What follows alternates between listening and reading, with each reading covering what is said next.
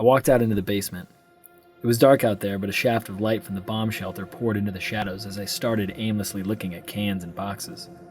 I let one earbud dangle at my side and listened through a single ear just in case Mrs. Goring arrived unexpectedly. Around the corner where the electrical panel was, it was too dark to see, so I turned on the basement light. There was a set of metal shelves next to the electrical panel I'd only glanced at before. A tarp, caked with dirt, was stuffed into the bottom shelf like a giant wadded-up Kleenex. The second shelf was covered with old paint cans and mason jars filled with nails, screws, washers. The top shelf was harder to see, some old coffee cans filled with things I didn't care to look at, an oil pan, a lunch pail.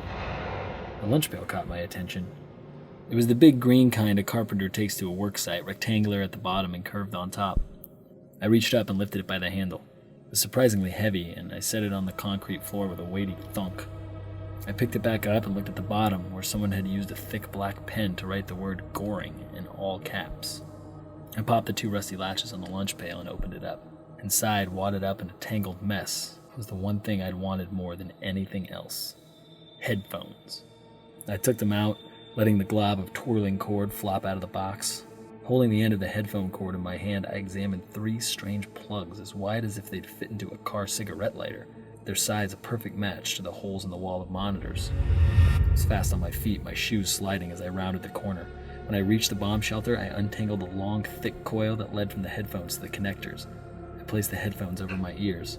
They were so old that the plastic on the wide ear coverings was cracked and brittle.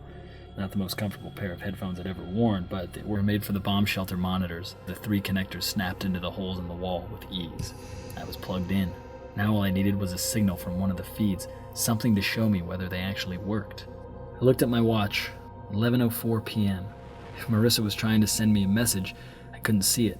I set the headphones on the cot and went into the basement where I turned off the light and put the green lunch pail back where I'd found it. When I came back, I put the headphones back on and sat down on the rickety cot, waiting. 10 minutes later, I fell asleep.